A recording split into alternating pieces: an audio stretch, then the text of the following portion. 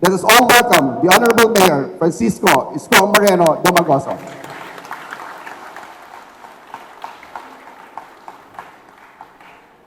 Thank you, ating OIC Treasurer Attorney Paul Vega at 10 ng mga kasamaan natin sa City Treasury. Palakpakan natin sila. Sa ating Vice Mayor Chia Atienza at Sangguniang Panglungsod na nandito ngayon, mga kasamaan nating ahensya sa national government who continue and participate our weekly activities with regard to our flag ceremony. Maraming salamat. You're always welcome to attend and participate. To our fellow co-workers, for the people of Manila, sa ating mga kababayan, magandang umaga. Good morning. Good morning dahil it's a good week again for each and every one of us. A good week we're in, as like what the saying goes,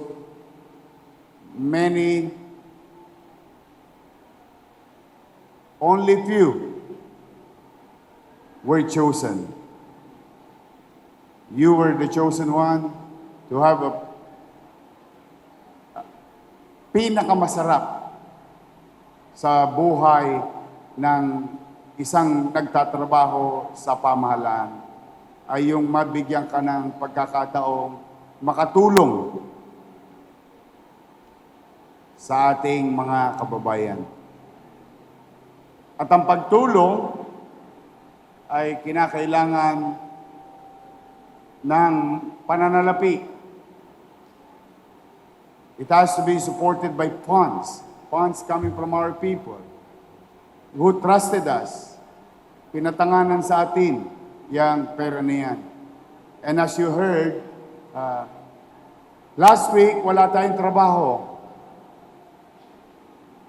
Pero kumikita ang gobyerno.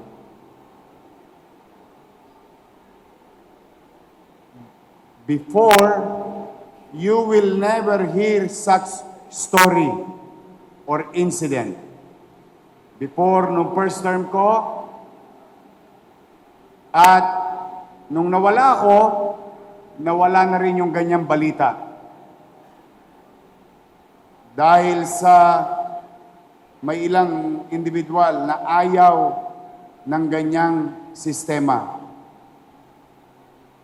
And if I may share to each and every one of you what my professor said in Boston,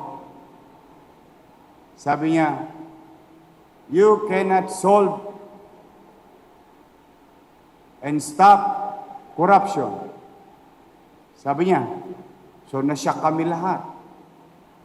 Yung pala, yung salita niyang yun ay may kuwit. Sabi niya, for corruption to die, you must limit human discretion in government transaction.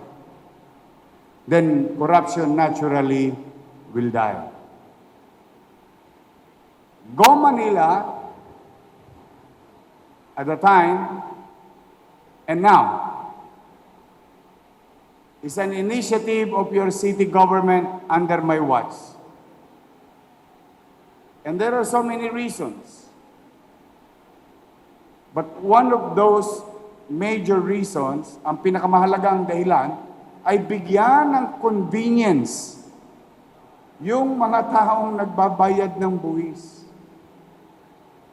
o ng kanilang obligasyon sa pamahalaan. Saan ka ba naman nakakita? Nagbabayad ka na ng amilyar, nagbabayad ka na ng business tax, 7 oras ka pa nasa second floor, 7 oras ka pa nasa ground floor. Ang pila, 40,000, 30,000, 20,000, 10,000 tao, pipilahan mo. Nagbabayad ka na, pinahihirapan ka pa.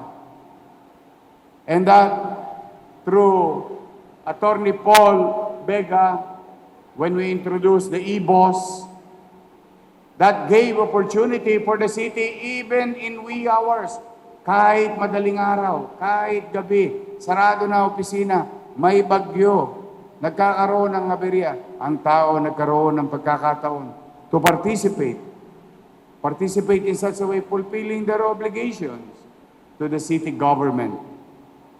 O kaya po, biriin ninyo, bumabagyo, 35 milyones.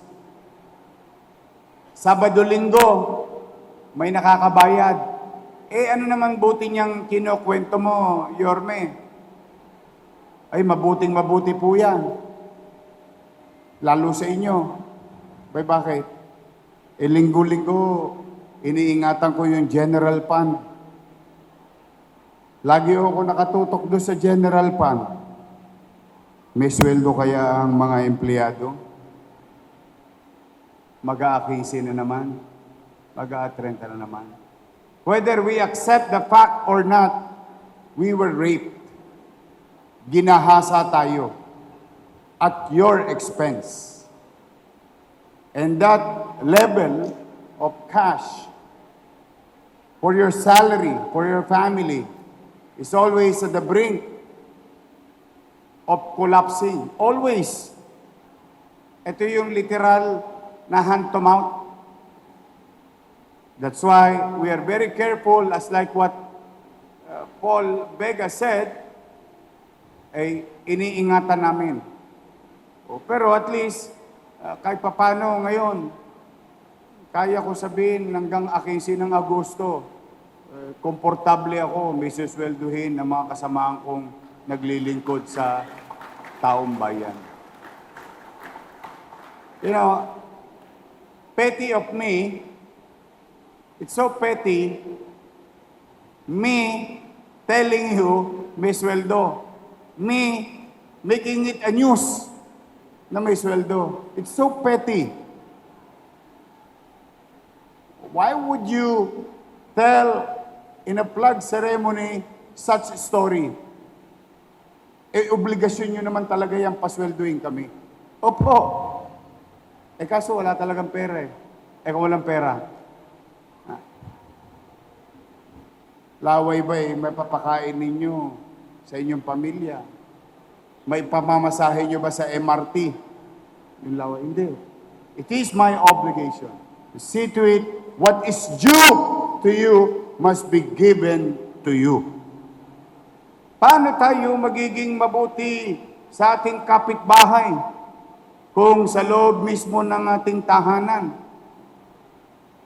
hindi tayo masinop para sa ating mga kasama sa bahay? And pumanatag kayo. We'll do our best. We will always do our best na hindi kayo apektado ng politika o maling pagpapatakbo ng gobyerno. You are always our concern because we need you. We need you to serve our people. I cannot serve alone. I cannot do it alone. I need each and every one of you. And let me take this opportunity this morning to thank each and every one of you, especially to those on the front line. Last week, salamat sa Diyos, nakaraos tayo. Salamat sa Diyos. Tapos na yung aberya. And I hope wala na dumating sa mga ilang araw, linggo at buwan pa ng taong ito. But your city will be there. Your city government will always be there. Always with our people. We will be there. Every single moment. In every street, iskinita and boulevards. Sasamahan natin ang ating mga kababayan. Start of the week, put a smile in your faces. Because it is quite a privilege to be of service to our people. Hindi lahat nabibigyan ng pagkakataon. It's an experience of our lifetime. One way or another, in the hallway of this building, may isang mamamayan would say to you, thank you po. libre mo, may sweldo ka na, may thank you ka pa. So those are the things that you will always put in your heart and mind na masarap maglingkod sa taong bayan. Kaya ako naman, ang lagi kong dalangin sa lingguhan, maging ligtas at malusog kayong lahat. On behalf of the city government, nakikiramay ako sa apat nating kababayan na nasawi last week, dala ng leptospirosis. Yes, it's true. We wanted to save as many as we can. But still, apat na kababayan natin. Kaya mag-iingat kayo. Hindi talaga natin masabi ang buhay. So, if that is the case, today, I want you to excel. Excel from your field of undertakings. You have value. Kaya ka nandiyan sa opisina na yan. May halaga ka. May magagawa ka. And please, in your respective workplace, gawin niyong maaliwalas, malinis lagi ang inyong mga opisina. Good luck to us for these coming days. I believe in you. We can do it together.